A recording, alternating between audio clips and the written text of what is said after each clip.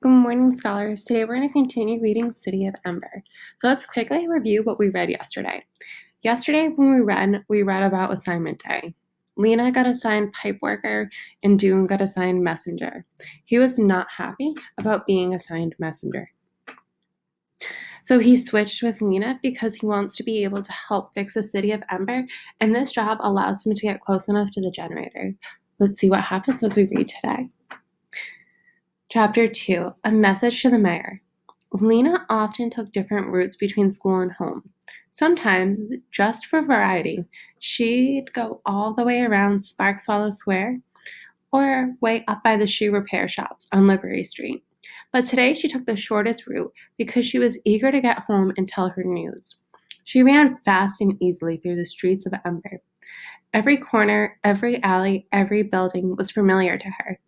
She always knew where she was, though most streets looked more or less the same. All of them were lined with old two-story stone buildings, the wood of the window frames and doors long unpainted.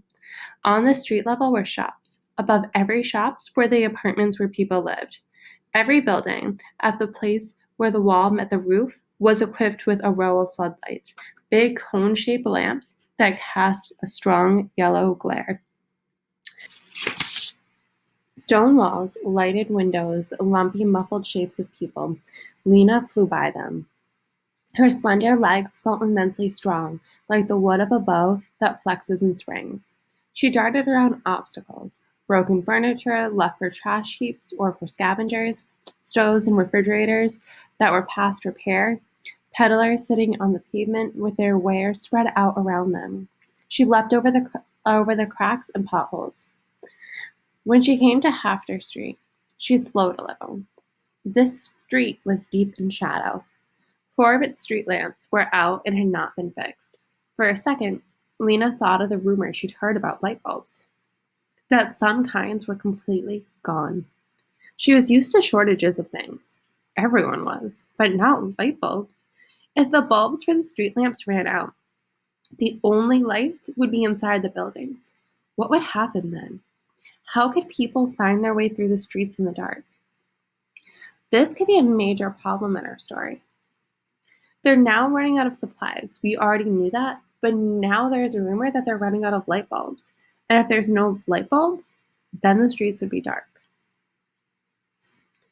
Somewhere inside her, a black worm of dread stirred. She thought about Dune's outburst in class. Could things really be as bad as he said? She didn't want to believe it. She pushed the thought away. As she turned onto Budlow Street, she sped up again. She passed a line of customers waiting to get into the vegetable market, their shopping bags draped over their arms. At the corner of Oliver Street, she dodged a group of washers trudging along with bags of laundry, and some movers carrying away broken table.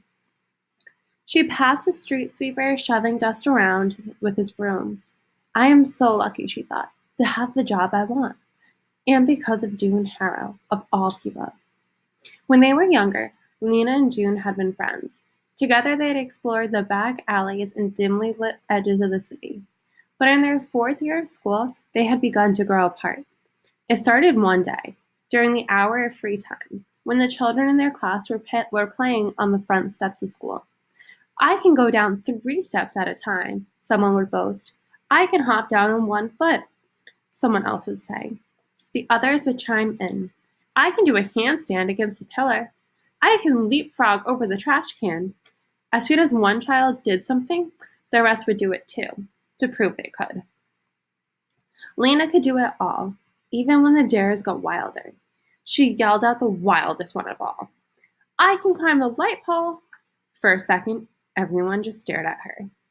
But Lena dashed across the street, took off her shoes and socks, and wrapped herself around the cold metal of the pole. Pushing with her bare feet, she inched upward. She didn't get very far before she lost her grip and fell back down. The children laughed, and so did she. I didn't say I could climb to the top, she explained. I just said I'd climb it. The others swarmed forward to try. Lizzie wouldn't take off her socks. Her feet were too cold. She said, so she kept sliding back. 40 pen wasn't strong enough to get more than a foot off the ground. Next came Dune. He took his shoes and socks off and placed them neatly on the foot of the pole. Then he announced, in a serious way, "I'm going to the top." He collapsed the pole and started upward, pushing with his feet, his knees sticking out to the sides. He pulled himself upward, pushed again. He was higher now than Lena had been. But suddenly his hands slid and he came plummeting down. He landed on his bottom with his legs poking up in the air. Lena laughed. She shouldn't have. He might have been hurt, but he looked so funny that she couldn't help it. He wasn't hurt, but he jumped up, grinned, and walked away. But Dune didn't take things lightly. Here we have a character trait for Dune. It says he didn't take things lightly. This tells us that he is a very serious character. I wonder if we're going to get some more evidence soon that also will show that he's a very serious character. When he heard Lena and the others laughing, his face darkened. His temper rose in him like hot water. "Don't you dare laugh at me," he said to Lena. "I did better than you did. That was a stupid idea anyways. A stupid, stupid idea to climb that pole." As he was shouting, red in the face, their teacher, Mrs. Polster, came out onto the steps and saw him. She took him by the collar to the school director's office, where he got a scolding he didn't think he deserved. After that day, Lena and Dune barely looked at each other when they passed in the hallway.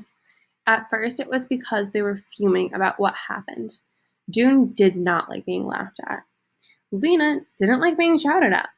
After a while, the memory of the light pole incident faded, but then they had got out of the habit of friendship.